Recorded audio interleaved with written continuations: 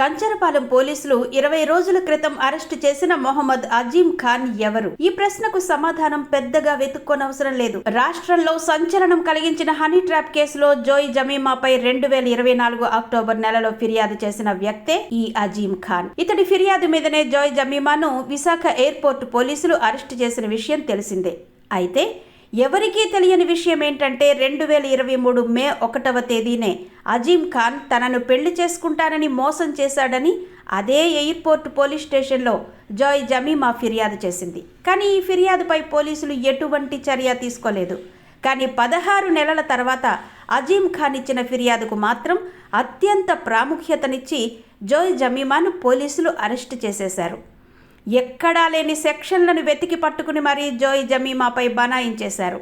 దీని వెనుకున్న కథ ఏంటి అన్నది ఆసక్తికరంగా మారిన సమయంలోనే దాదాపు 20 నెలల తర్వాత అజీం ఖాన్ను కంచరపాలెం పోలీసులు అరెస్టు చేయడం చర్చనీయాంశమైంది. పైగా జోయ్ జమీమా వ్యవహారంలోనే 4 కేసుల్లో అరెస్ట్ అయ్యి దాదాపు 80 రోజులు జైల్లో ఉన్న పొలమరశెట్టి రత్నరాజు అలియాస్ రతన్ రాజు ఇచ్చిన ఫిర్యాదు మేరకే అజీం ఖాన్ను అరెస్టు చేయడంలో గల అంతరార్థమేంటో పోలీస్ కమిషనర్ శంఖబ్రత బాగ్చి మాత్రమే చెప్పగలరంటున్నారు. తాను ఎటువంటి తప్పు చేయలేదని, అజీం ఖాన్ పోలీస్ కమిషనర్కు బిట్కాయిన్ ఇవ్వడం వల్లనే తమపై కేసు పెట్టారని బహిరంగంగానే వెల్లడించిన రతన్ రాజు ఇప్పుడు పోలీసులకు అమాంతం ఎందుకు ఆప్తుడైపోయాడు? విశాఖ పోలీసుల కారణంగా తన వ్యాపారాన్ని పోగొట్టుకొని పెళ్ళాం పిల్లల్ని విడిచిపెట్టి గుజరాత్ పారిపోయిన రతన్ రాజు ఇప్పుడు పోలీసులకు ఎందుకు అనుకూలంగా మారిపోయాడు? ఒక కేసు మీద ఒక కేసు బనాయిస్తూ తన జీవితాన్ని అతలాకుతలం చేసిన పోలీసులకు రతన్ రాజు ఎలా చేరువయ్యాడు? రతన్ రాజును బుజ్జగించి తమ దారిలో పెట్టుకున్న విశాఖ పోలీసులు రత్నరాజు చేతనే కంచరపాలెం పోలీస్ స్టేషన్లో అజీం ఖాన్ తనను మోసం చేశాడని కల్పిత కేసు పెట్టించినట్టు ఆరోపణలు వస్తున్నాయి. పోలీస్ కమిషనర్ శంఖబ్రత బాగ్చి అజీం ఖాన్ నుంచి 1,60,00,000 రూపాయల విలువైన బిట్కాయిన్ తీసుకున్నారని వస్తున్న ఆరోపణలపై ఉన్నత స్థాయి విచారణ జరపాలని గీత అనే న్యాయవాది హైకోర్టులో కేసు దాఖలు చేసిన తర్వాతనే అజీం ఖాన్ను కంచరపాలెం పోలీసులు అరెస్టు చేయడం గమనించదగ్గ విషయం. 4 ఏళ్లు రతన్ రాజు దగ్గర పనిచేసిన అజీం ఖాన్ వివరాలు మాత్రం ఎఫ్ఐఆర్లో ఎక్కడా లేవు. ఎఫ్ఐఆర్లో అజీం ఖాన్ అడ్రస్ లేదు, ఫోన్ నెంబర్ లేదు, వయస్సు లేదు, తండ్రి పేరు లేదు, బ్యాంక్ అకౌంట్ కూడా ఎఫ్ఐఆర్లో చూపించలేదు. కానీ రిమాండ్ రిపోర్ట్లో మాత్రం చూపించారు. 4 ఏళ్లు రతన్ రాజు దగ్గర పనిచేసిన ఉద్యోగి అజీం ఖాన్. కానీ అతడి గురించి ఏ వివరాలు రతన్ రాజు దగ్గర లేవట. 2021లో తనకు తాను జూమ్ మీటింగ్లో పరిచయం చేసుకున్న అజీం ఖాన్ అధిక మొత్తం లాభాలుగా వస్తుందని ఆశ చూపించి తన నుంచి 36 లక్షల రూపాయలు ట్రాన్స్ఫర్ చేయించుకుని తిరిగి తన సొమ్ము వాపసు చేయలేదని రతన్ రాజు ఆరోపణ. అంతేకాదు తనలాగానే 40-50 మంది నుంచి 10 కోట్ల రూపాయల వరకు అజీం ఖాన్ కాజేశాడని రతన్ రాజు ఆరోపణ. ఇదే గనక నిజమైతే ఈ కేసును సైబర్ పోలీసులకు అప్పగించాలి.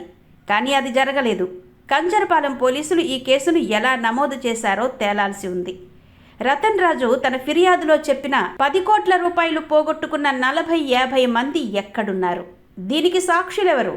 దీనికి లెక్కలెక్కడ? బ్యాంక్ ఖాతాలెక్కడ? బాధితులు ఎందుకు పోలీసులకు ఫిర్యాదు ఇవ్వలేదు? అయినా పోలీసులు ఈ కేసును ఎందుకు సీరియస్గా తీసుకున్నారు?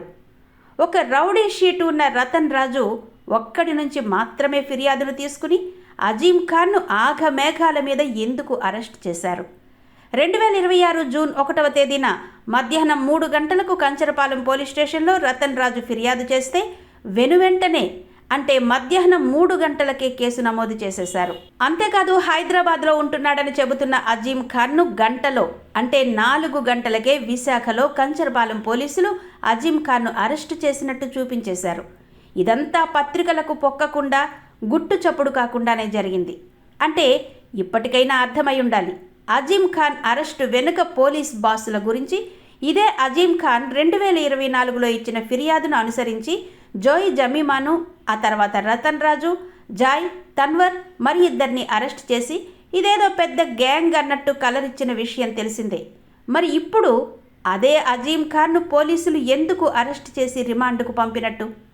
రతన్ రాజుపై ఎయిర్పోర్ట్ పోలీస్ స్టేషన్లో పెట్టిన రిమాండ్ రిపోర్ట్లో రతన్ రాజు దగ్గర పనిచేసే ఉద్యోగి అజీం ఖాన్.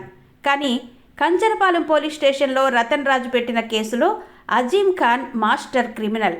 హనీ ట్రాప్ చేసిందని చెప్పబడుతున్న జాయ్ జమీమా అజీమ్ ఖాన్ కింద పనిచేసేదని రిమాండ్ రిపోర్టు చెబుతోంది. కానీ రతన్ రాజు ఎఫ్ఐఆర్లో రతన్ రాజు అమాయక బాధితుడు. రిమాండ్ రిపోర్టులో తానే అజీమ్ ఖాన్ ద్వారా జాయ్ జమీమాకు జీతం పంపించేవాడినని రతన్ రాజు అప్పుడు చెబితే, ఇప్పుడు ఎఫ్ఐఆర్లో మాత్రం అజీమ్ ఖాన్ నన్ను మోసగించాడు అని రతన్ రాజు ఆరోపించారు. 2023 ఏప్రిల్లో అజీమ్ ఖాన్ తానే ప్లాన్ చేసుకుని పారిపోయాడని చెప్పిన రతన్ రాజు తాజాగా చేసిన ఫిర్యాదులో మాత్రం నన్ను బెదిరించాడు అని ఆరోపించాడు.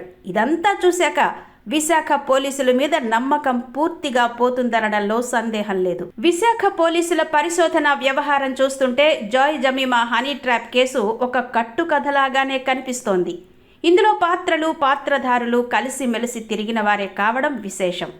మరి అలాంటి కేసుని నిజాయితీపరుడిగా పేరొందిన పోలీస్ కమిషనర్ శంఖబ్రత బాగ్చి ఎందుకు స్వయంగా పర్యవేక్షిస్తున్నారో, ఎందుకు ఈ కథను ఎప్పటికప్పుడు మలుపు తిప్పుతున్నారో ప్రజల్లో $1 మిలియన్ ప్రశ్నగానే మిగిలి ఉంది.